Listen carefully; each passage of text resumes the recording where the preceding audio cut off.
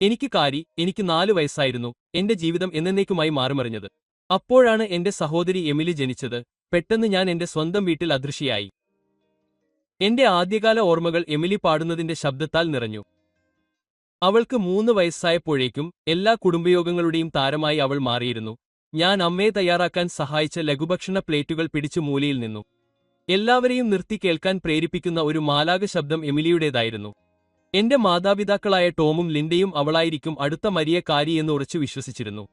കാരി, പോയി നിന്റെ സഹോദരിയെ അവളുടെ സ്കെയിലുകൾ പരിശീലിപ്പിക്കൂ. എമിലിയുടെ പ്രകടനത്തിന്റെ മറ്റൊരു വീഡിയോ റെക്കോർഡ് ചെയ്യുന്ന ഫോണിൽ നിന്ന് നോക്കുക പോലും ചെയ്യാതെ അമ്മ പറയും. ആദ്യം പാത്രങ്ങൾ കഴുകിയെന്ന് ഉറപ്പാക്കുക.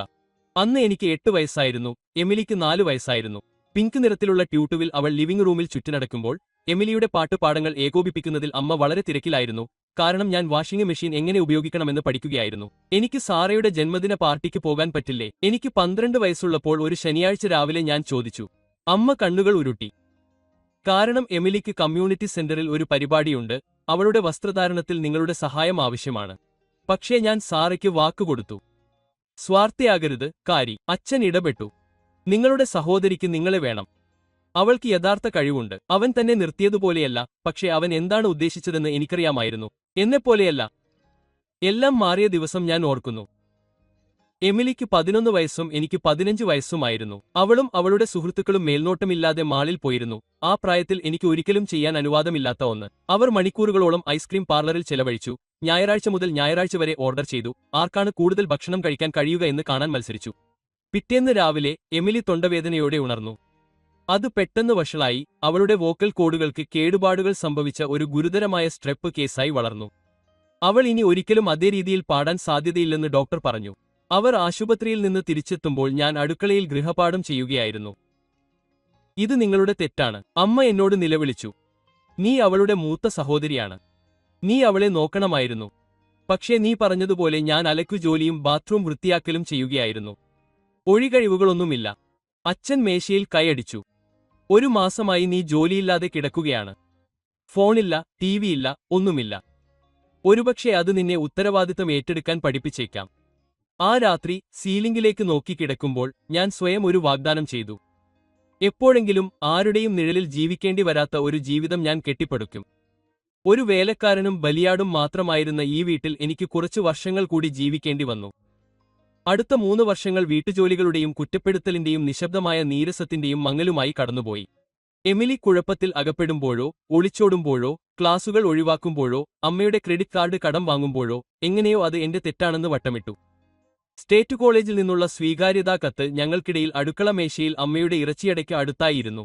ഞാൻ മനഃപൂർവ്വം അത്താഴ സമയം തിരഞ്ഞെടുത്തു. അവർക്ക് സംഭാഷണത്തിൽ നിന്ന് എളുപ്പത്തിൽ രക്ഷപ്പെടാൻ കഴിഞ്ഞില്ല. അത് ഏറ്റവും താങ്ങാനാവുന്ന ഓപ്ഷനാണ്. എന്റെ മകനെ സ്ഥിരതയോടെ നിർത്താൻ ശ്രമിച്ചുകൊണ്ട് ഞാൻ പറഞ്ഞു. ട്യൂഷൻ ന്യായമാണ് ആനി. ഞങ്ങളുടെ കൈവശം പണമില്ല കാരി. അച്ഛൻ പ്ലേറ്റിൽ നിന്ന് പോലും നോക്കിയില്ല. എമിലി സീറ്റിൽ നിന്ന് പുഞ്ചിരിച്ചു.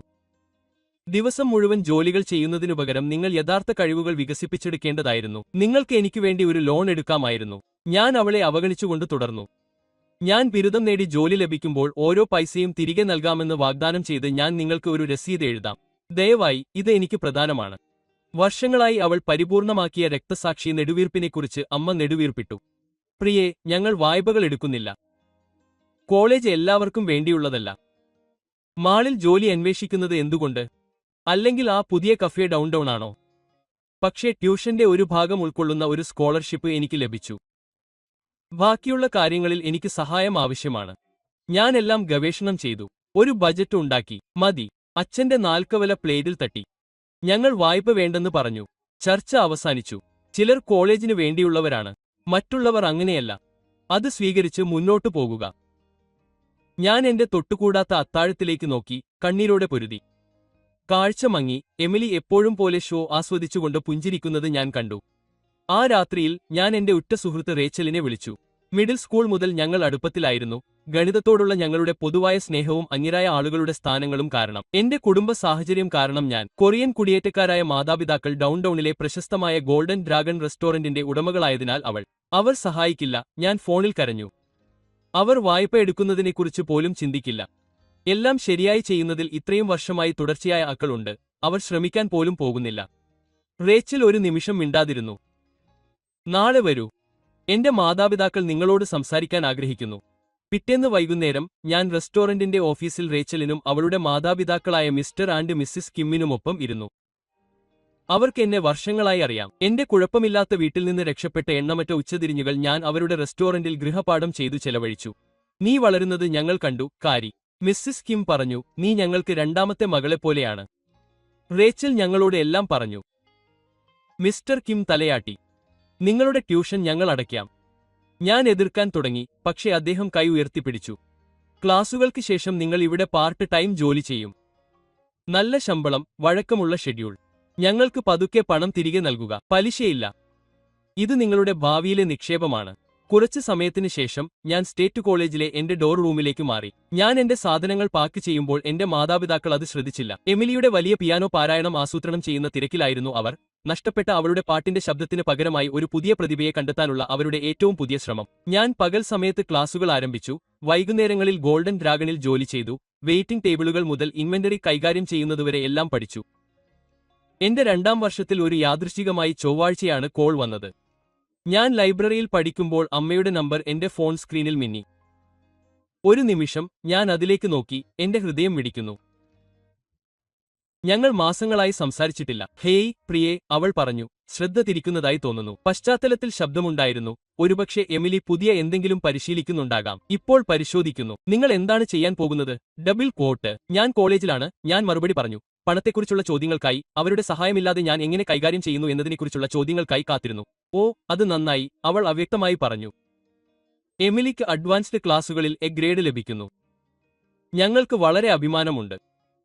ശബ്ദത്തിന്റെ കാര്യം മുതൽ അവൾ ശരിക്കും സ്വയം കണ്ടെത്തുകയാണ്.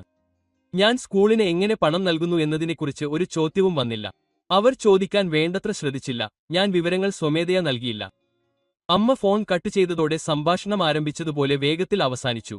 എന്റെ കോളേജ് പഠനകാലത്ത് പ്രധാന അവധി ദിവസങ്ങളിൽ മാത്രമേ ഞാൻ വീട്ടിലേക്ക് പോയിരുന്നുള്ളൂ. ഓരോ സന്ദർശനവും ഒരുപോലെയായിരുന്നു. എമിലി കോടതിയിൽ പോകുമ്പോൾ ബന്ധുക്കൾ ഞങ്ങളുടെ ഡൈനിംഗ് ടേബിളിന് ചുറ്റും തടിച്ചുകൂടി. എന്റെ മാതാപിതാക്കൾ പ്രകാശിച്ചു. എമിലിയുടെ ഏറ്റവും പുതിയ നേട്ടങ്ങളെക്കുറിച്ച് മറ്റേ മുറിയിൽ നിന്ന് സംസാരിക്കുന്നത് കേട്ട് ഞാൻ എല്ലായ്പ്പോഴും എന്നപോലെ അടുക്കളയിൽ സഹായിക്കും.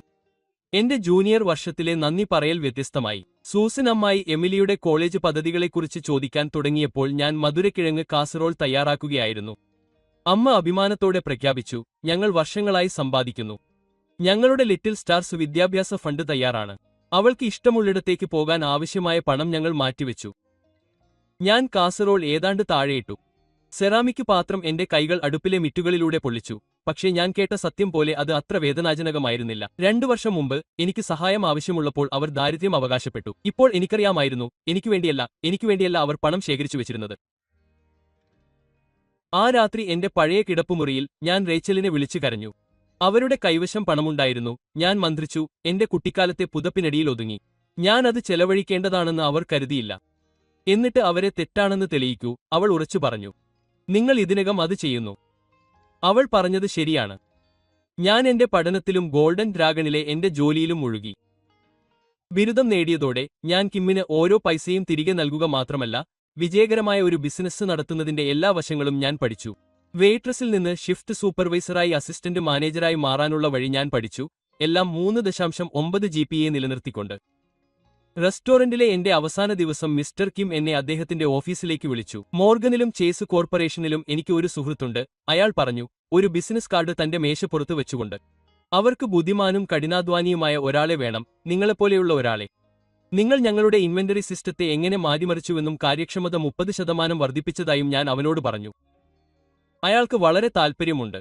ബിരുദം നേടിയതിന് ഒരു ആഴ്ച കഴിഞ്ഞ് ഞാൻ സ്വന്തം പണം ഉപയോഗിച്ച് വാങ്ങിയ ഒരു സ്യൂട്ട് ധരിച്ച് മോർഗനിലും ചേസിലുമുള്ള എന്റെ പുതിയ ഓഫീസിലേക്ക് നടന്നു. എന്റെ ഡെസ്ക് നാമം ജൂനിയർ അനലിസ്റ്റായ റെഡ് കരോലിൻ മിച്ചൽ ആയിരുന്നു. 6 മാസത്തിനുള്ളിൽ ഞാൻ എന്റെ സ്വന്തം ടീമിനെ നയിക്കുകയായിരുന്നു. എന്റെ ആദ്യ വർഷത്തിന്റെ അവസാനത്തോടെ എനിക്ക് 2 പ്രൊമോഷനുകൾ ലഭിച്ചു. മുതിർന്ന നേതൃത്വത്തിന്റെ ശ്രദ്ധ പിടിച്ചുപറ്റിയ പ്രോജക്റ്റുകൾ കൈകാര്യം ചെയ്യുകയായിരുന്നു. ക്രിസ്മസ് വീണ്ടും വന്നു. ഞാൻ എന്റെ മാതാപിതാക്കളുടെ ഡ്രൈവ്വേയിലേക്ക് കയറിയ നിമിഷം എന്തോ ഒരു അസ്വസ്ഥത അനുഭവപ്പെട്ടു. സ്വീകരണമുറിയിലെ ജനാല ഒഴികെ വീട് ഇരുണ്ടതായിരുന്നു. തെരുവിൽ കാറുകളൊന്നും നിരന്നിരുന്നില്ല. പതിവ് വിപുലമായ അലങ്കാരങ്ങൾ കാണുന്നില്ല. Double coat. അമ്മ പതിവ് അവധിക്കാല വസ്ത്രത്തിന് പകരം പഴയ സ്വെറ്റർ ധരിച്ച് വാതിൽ തുറന്നു. എമിലി വരുന്നില്ലേ? വിചിത്രമായ ശാന്തമായ വീട്ടിലേക്ക് കാലെടുത്തു വെച്ചുകൊണ്ട് ഞാൻ ചോദിച്ചു. അമ്മയുടെ പരമ്പരാഗത ക്രിസ്മസ് റോസ്റ്റിന്റെ പരിചിതമായ സുഗന്ധം ശ്രദ്ധേയമായി കാണുന്നില്ല. Double quote. അവൾ സുഹൃത്തുക്കളോടൊപ്പം ആഘോഷിക്കുകയാണ്, അമ്മ കൈകൾ കൂപ്പി പറഞ്ഞു. അവരുടെ കുടുംബങ്ങൾ മലനിരകളിൽ ഒരു ക്യാബിൻ വാടകയ്ക്കെടുത്തു. വളരെ എക്സ്ക്ലൂസീവ്. സാധാരണയായി അമ്മയുടെ വിപുലമായ അവധിക്കാല വിരിപ്പിന്റെ ഭാരത്തിൽ ഞരങ്ങുന്ന ഡൈനിംഗ് റൂം ടേബിളിൽ കടയിൽ നിന്ന് വാങ്ങിയ ഹാമും മൈക്രോവേവ് ഓവനുകളും മാത്രമേ ഉണ്ടായിരുന്നുള്ളൂ. ബന്ധുക്കളാരും തിരക്കിലായിരുന്നില്ല.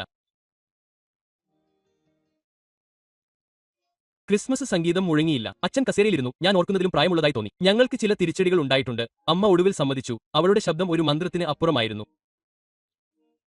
അവൾ അച്ഛനെ നോക്കി. അദ്ദേഹം ചെറുതായി തലയാട്ടി. നിങ്ങളുടെ അച്ഛൻ നടത്തിയ നിക്ഷേപം തീർന്നില്ല. നഷ്ടങ്ങൾ നികത്താൻ ഞങ്ങൾക്ക് വായ്പ എടുക്കേണ്ടി വന്നു. മുഴുവൻ കുടുംബവുമൊത്തുള്ള ക്രിസ്മസ് ഈ വർഷത്തെ ബജറ്റിലില്ലായിരുന്നു.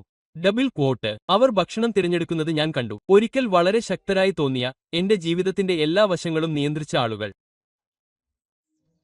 ഇപ്പോൾ അവർ ചെറുതും പരാജിതരുമായി കാണപ്പെട്ടു. എല്ലാം ഉണ്ടായിരുന്നിട്ടും എന്റെ നെഞ്ചിൽ എന്തോ ഒന്ന് വളച്ചൊടിച്ചു. എനിക്ക് 1 മിനിറ്റ് തരൂ, ഞാൻ എന്റെ ഫോൺ പുറത്തെടുത്തുകൊണ്ട് പറഞ്ഞു.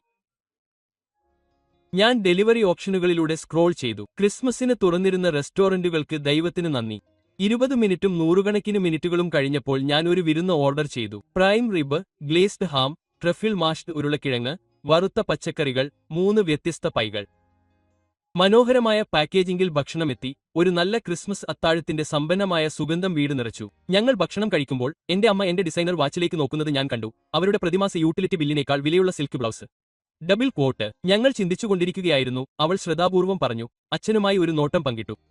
നിങ്ങൾ ഇപ്പോൾ വളരെ നല്ല നിലയിലായതിനാൽ ഞങ്ങൾ വീണ്ടും കാലിൽ എത്തുന്നതുവരെ നിങ്ങൾക്ക് താൽക്കാലികമായി ഞങ്ങളെ സഹായിക്കാമായിരുന്നു. ഞാൻ എന്റെ വൈൻ ഗ്ലാസിൽ അവരെ വായിച്ചു. കോളേജ് പണത്തിനായി ഞാൻ യാചിച്ചപ്പോൾ അവരുടെ വാക്കുകൾ അവരെ ഓർമ്മിപ്പിക്കാൻ എന്റെ മനസ്സ് ആഗ്രഹിച്ചു. ചിലർ കോളേജിലേക്ക് പോകേണ്ടവരാണ്, മറ്റുള്ളവർ അങ്ങനെയല്ല. പക്ഷേ അവരുടെ ക്ഷീണിച്ച മുഖത്തേക്ക് നോക്കുമ്പോൾ എനിക്ക് അത് ചെയ്യാൻ കഴിഞ്ഞില്ല. എന്റെ അക്കൗണ്ടിൽ ഒരു അധിക കാർഡ് സജ്ജീകരിക്കാൻ എനിക്ക് കഴിഞ്ഞു. പ്രതിമാസ പരിധിയോടെ ഞാൻ പറയുന്നത് ഞാൻ കേട്ടു. അമ്മയുടെ കണ്ണുകൾ തിളങ്ങി. ഓ പ്രിയേ, അത് പ്രതിമാസം $1000 ആയിരിക്കും, ഞാൻ ഉറച്ചു പറഞ്ഞു. ഇനി വേണ്ട. അവർ ആകാംക്ഷയോടെ തലയാട്ടി. അവർ പ്രതീക്ഷിച്ചതിലും കൂടുതലായിരുന്നു. ഇപ്പോൾ എനിക്ക് ഒരു ആഴ്ചയിലെ ശമ്പളം പോലും ലഭിച്ചില്ല. കുറച്ച് ദിവസങ്ങൾക്ക് ശേഷം കാർഡ് ഇഷ്യൂ ചെയ്ത് അമ്മയ്ക്ക് എത്തിച്ചു. പരിധി പാലിക്കുമെന്ന് അവർ വാഗ്ദാനം ചെയ്തു. മാസങ്ങളോളം അവർ വാക്ക് പാലിച്ചു.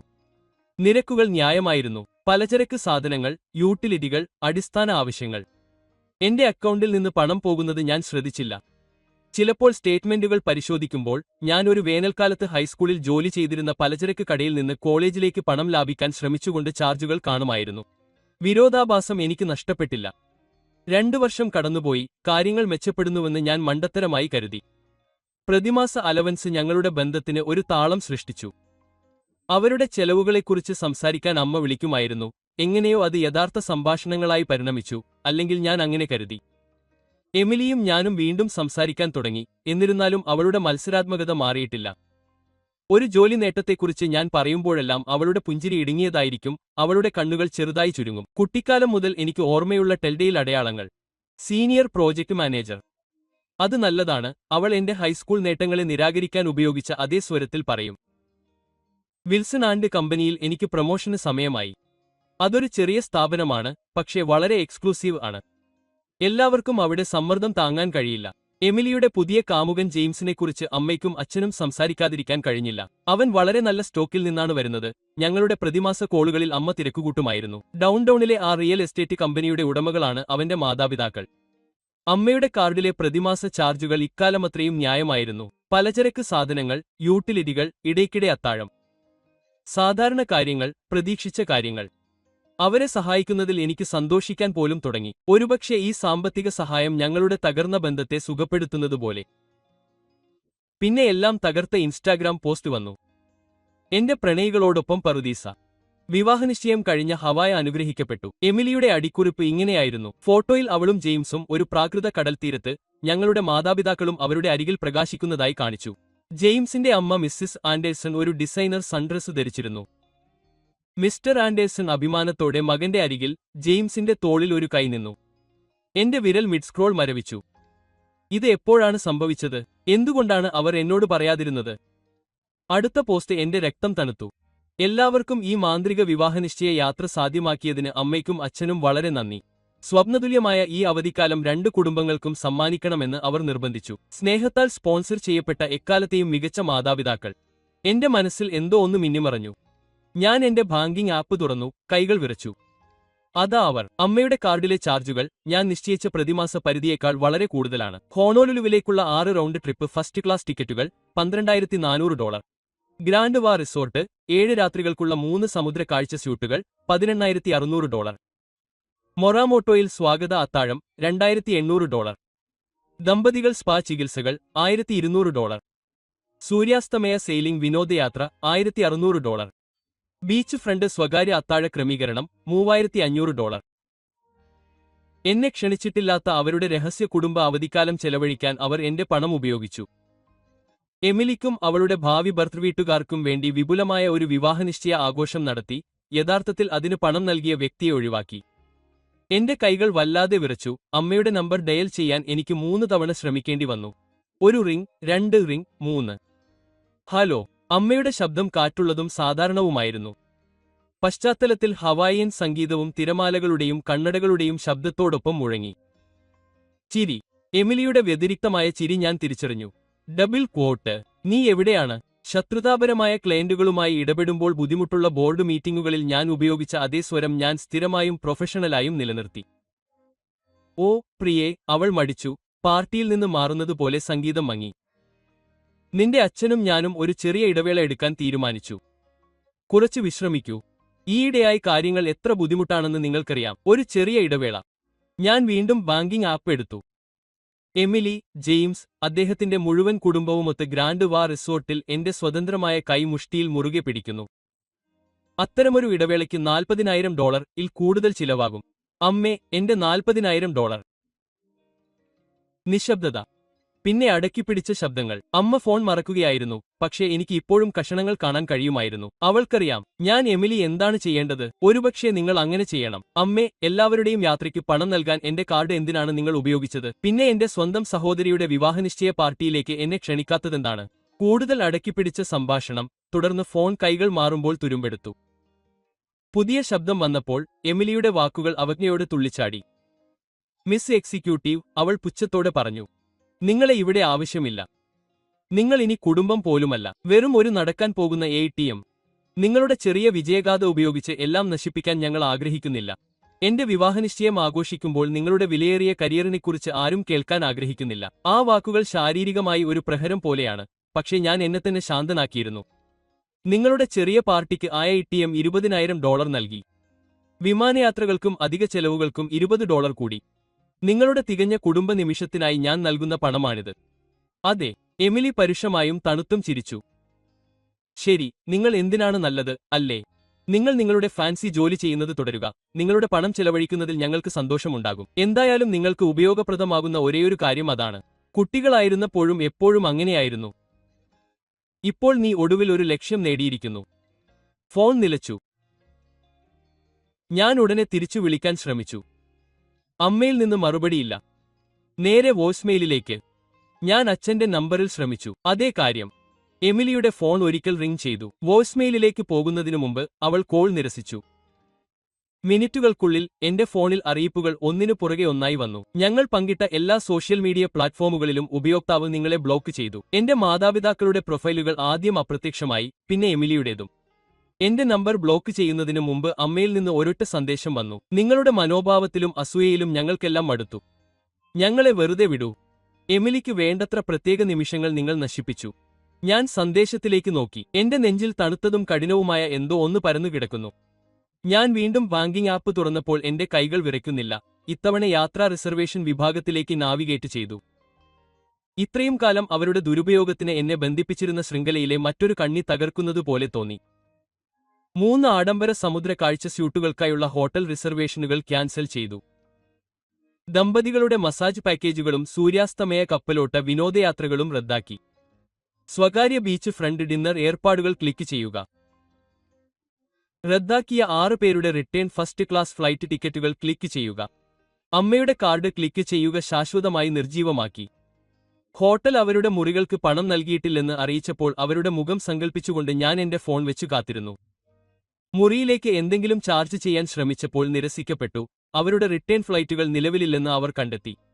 3 മണിക്കൂറിന് ശേഷം എന്റെ ഫോൺ പൊട്ടിത്തെറിച്ചു. കോളുകൾ ഒന്നിനു പുറകെ ഒന്നായി എന്റെ സ്ക്രീൻ പ്രകാശിപ്പിച്ചു. അമ്മ, അച്ഛൻ, എമിലി, ഹവായ് ഏരിയ കോഡുകളുള്ള എനിക്ക് തിരിച്ചറിയാൻ കഴിയാത്ത നമ്പറുകൾ. ആൻഡേഴ്സൺ കുടുംബം, സംശയമില്ല, അവരുടെ ആഡംബര അവധിക്കാലം പെട്ടെന്ന് ഒരു പേടിസ്വപ്നമായി മാറിയത് എന്തുകൊണ്ടാണെന്ന് അവർ ചിന്തിച്ചു. അവർ എന്നെ അൺബ്ലോക്ക് ചെയ്ത എല്ലാ പ്ലാറ്റ്ഫോമുകളിലൂടെയും സന്ദേശങ്ങൾ ഒഴുകാൻ തുടങ്ങി. അമ്മ, കാരി, ദയവായി ഞങ്ങളെ ഉടൻ വിളിക്കൂ. ഇതൊരു അടിയന്തര സാഹചര്യമാണ്. അച്ഛ, ഇത് ഇപ്പോൾ ശരിയാക്കൂ. യുവതി, നിങ്ങൾ മുഴുവൻ കുടുംബത്തെയും ലജ്ജിപ്പിക്കുകയാണ്. എമിലി, നിങ്ങൾ ഇത് ശരിയാക്കണം, അല്ലെങ്കിൽ ഞാൻ ദൈവത്തോട് സത്യം ചെയ്യുന്നു. അജ്ഞാത നമ്പർ. ഇത് ജെയിംസ് ആണ്. എന്റെ മാതാപിതാക്കൾ രോഷാകുലരാണ്. നിങ്ങൾ ആ റിസർവേഷനുകൾ പുനഃസ്ഥാപിക്കേണ്ടതുണ്ട്. മണിക്കൂറുകൾ കഴിയുന്തോറും സ്വരം മാറി.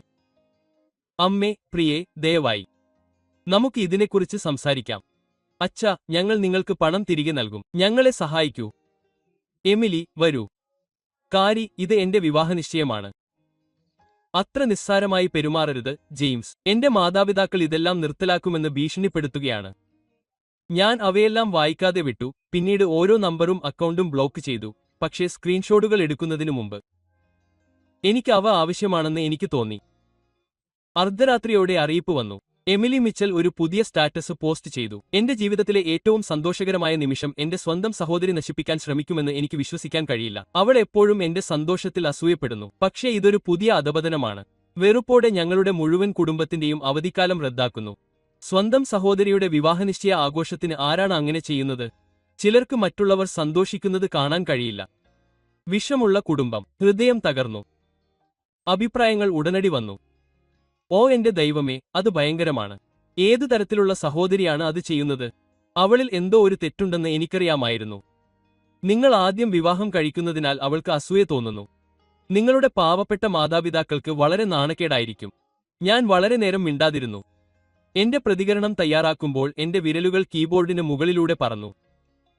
എന്താണ് സംഭവിച്ചതെന്ന് ഞാൻ നിങ്ങളോട് പറയാം. എന്റെ മാതാപിതാക്കൾ പ്രതിമാസം $1000 മാത്രമുള്ള അടിസ്ഥാന ചെലവുകൾക്കായി എന്റെ ക്രെഡിറ്റ് കാർഡ് ഉപയോഗിച്ചു.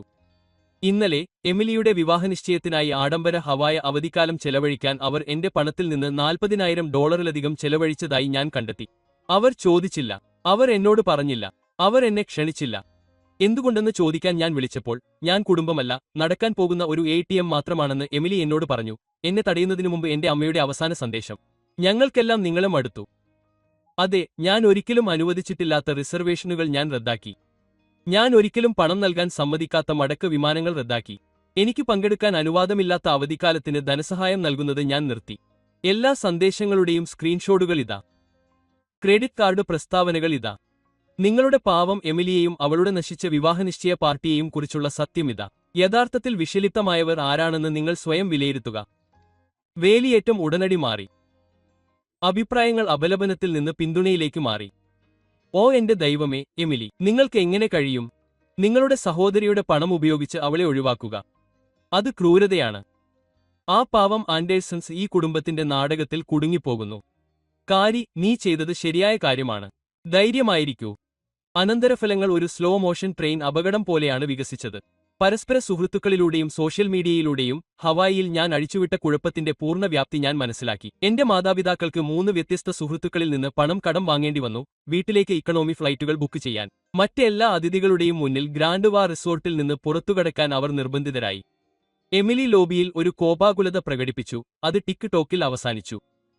ആൻഡേഴ്സൺസ് സ്വന്തം താമസത്തിനായി പണം നൽകേണ്ടിവരുമെന്ന് മനസ്സിലാക്കിയപ്പോഴാണ് യഥാർത്ഥ സ്ഫോടനം ഉണ്ടായത്.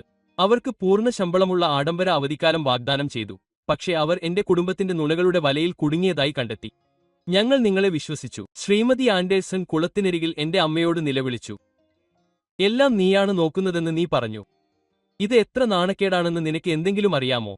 എമിലി തന്റെ സ്വഭാവത്തിന് അനുസൃതമായി എല്ലാം കൂടുതൽ വഷളാക്കി. ഓ, ഇത്രയും അത്യാഗ്രഹികളായ യാചകരാകുന്നത് നിർത്തൂ, അവൾ തിരിച്ചു വിളിച്ചു. ഹവായിയിൽ കുറച്ച് രാത്രികൾ ചെലവഴിക്കാൻ നിങ്ങൾക്ക് പണമില്ലെങ്കിൽ നിങ്ങളുടെ മകൻ നമ്മുടെ കുടുംബത്തിന് പര്യാപ്തമല്ലായിരിക്കാം. ജെയിംസ് ഞെട്ടി നിശബ്ദനായി അവിടെ നിന്നു. ഒടുവിൽ സംസാരിച്ചു. ഒരു കാര്യത്തിൽ നിങ്ങൾ പറഞ്ഞത് ശരിയാണ്, അദ്ദേഹം നിശബ്ദമായി പറഞ്ഞു. ഒരാളുടെ കുടുംബത്തിന് ഒരാൾ പര്യാപ്തമല്ല. എമിലിയുടെ വിരലിൽ നിന്ന് വിവാഹനിശ്ചയ മോതിരം ഊരിമാറ്റി മാതാപിതാക്കളോടൊപ്പം അവൻ നടന്നു. വിവാഹനിശ്ചയം കഴിഞ്ഞു. എമിലിയുടെ സ്വപ്ന വിവാഹം തുടങ്ങുന്നതിനു മുമ്പുതന്നെ അത് അവസാനിച്ചു. കാരണം അവസാനമായി ഒരിക്കൽ കൂടി എന്നിൽ നിന്ന് മോഷ്ടിക്കാനുള്ള പ്രലോഭനത്തെ ചെറുക്കാൻ അവർക്ക് കഴിഞ്ഞില്ല. അവർ വീട്ടിൽ തിരിച്ചെത്തി ഒരു ആഴ്ച കഴിഞ്ഞപ്പോൾ മുട്ടൽ ആരംഭിച്ചു. കാരി, പ്രിയേ, ദയവായി വാതിൽ തുറക്കൂ. എന്റെ അപ്പാർട്ട്മെന്റിന്റെ വാതിലിന്റെ കട്ടിയുള്ള മരത്തിലൂടെ അമ്മയുടെ ശബ്ദം വിറയ്ക്കുന്നു. നമുക്ക് സംസാരിക്കേണ്ടതുണ്ട്. ഞങ്ങൾ കുഴപ്പത്തിലാണെന്ന് ഞങ്ങൾക്കറിയാം. അച്ഛന്റെ ശബ്ദവും അതിൽ പങ്കുചേർന്നു. വിശദീകരിക്കാൻ ഒരു അവസരം തരൂ. ഞാൻ എന്റെ സോഫയിലിരുന്നു, അനങ്ങാതെ, ശ്വസിക്കാൻ പോലും പ്രയാസത്തോടെ. ടിവി നിശബ്ദമായിരുന്നു, പക്ഷേ അവർ അപേക്ഷിച്ചുകൊണ്ടിരുന്നപ്പോൾ നീല വെളിച്ചം എന്റെ മുഖത്ത് മിന്നിമറഞ്ഞു. മുട്ടൽ 20 മിനിറ്റ് തുടർന്നു. ഒടുവിൽ അവർ ഉപേക്ഷിച്ചു. അടിയന്തരാവസ്ഥയാണെന്ന് അവകാശപ്പെട്ട് അവർ എന്റെ കെട്ടിട മാനേജരെ അകത്തേക്ക് കടത്തിവിടാൻ ശ്രമിച്ചതായി ഞാൻ പിന്നീട് കേട്ടു. ആദ്യം എന്നെ ബന്ധപ്പെടാൻ അദ്ദേഹം വിളിച്ചു. ഇനി അവരെ വിടരുതെന്ന് ഞാൻ അവനോട് പറഞ്ഞു. ഗോൾഡൻ ഡ്രാഗണിൽ നിന്നുള്ള ടേക്കൌട്ടുമായി റേച്ചൽ ആ രാത്രി വന്നു. നഗരത്തിലെ വിളക്കുകൾ നോക്കി ഞങ്ങൾ എന്റെ ബാൽക്കണിയിലിരുന്നു. നിങ്ങളുടെ പോസ്റ്റ് പങ്കിട്ടു. കുടുംബ ട്രോമ സപ്പോർട്ട് ഗ്രൂപ്പുകൾ എന്ന് അവൾ നൂഡിൽസ് പറിച്ചെടുത്തുകൊണ്ട് പറഞ്ഞു. ധാരാളം ആളുകൾ നിങ്ങളെ അവരുടെ ഹീറോ എന്ന് വിളിക്കുന്നു. വിഷലിപ്തമായ കുടുംബാംഗങ്ങളെ എതിർത്ത് അതിരുകൾ വെച്ചു. അവരുടെ സ്നേഹം നേടാൻ ശ്രമിച്ചുകൊണ്ട് ഞാൻ എന്തെങ്കിലും വിലയുള്ളവനാണെന്ന് തെളിയിക്കാൻ ചെലവഴിച്ച എല്ലാ വർഷങ്ങളെയും കുറിച്ച് ഞാൻ ചിന്തിച്ചു. ഞാൻ അവർക്ക് നൽകിയ എല്ലാ പണവും ഒടുവിൽ അവരെ ഒരു കുടുംബമായി കാണുന്നതിന് പകരം ഉപയോഗിക്കാനുള്ള ഒരു വിഭവമായി കാണുമെന്ന് പ്രതീക്ഷിച്ച്. എന്താണ് രസകരമായതെന്ന് നിങ്ങൾക്കറിയാമോ? ഞാൻ പറഞ്ഞു, രാത്രി ആകാശത്തേക്ക് ഒരു വിമാനം അപ്രത്യക്ഷമാകുന്നത് കാണുന്നത്. എന്റെ ജീവിതത്തിൽ ആദ്യമായി അവർ എന്നെക്കുറിച്ച് എന്താണ് ചിന്തിക്കുന്നതെന്ന് ഞാൻ ശ്രദ്ധിക്കുന്നില്ല. അവർ ഖേദിച്ചാലും എനിക്ക് പ്രശ്നമില്ല. അവർ മാറിയാലും എനിക്ക് പ്രശ്നമില്ല. ഞാൻ പൂർത്തിയാക്കി. ചിലപ്പോൾ വളരുന്നതിന്റെ ഏറ്റവും ബുദ്ധിമുട്ടുള്ള ഭാഗം സ്വന്തമായി നിൽക്കാൻ പഠിക്കുന്നില്ല എന്നതാണ്. എപ്പോൾ അകന്നു പോകണമെന്ന് പഠിക്കുക എന്നതാണ്. എന്റെ ജീവിതം മുഴുവൻ ഞാൻ എമിലിയുടെ നിഴലിൽ ചെലവഴിച്ചു. ഇപ്പോൾ വെളിച്ചത്തിലേക്ക് കാലെടുത്തുവയ്ക്കാനുള്ള സമയമായി.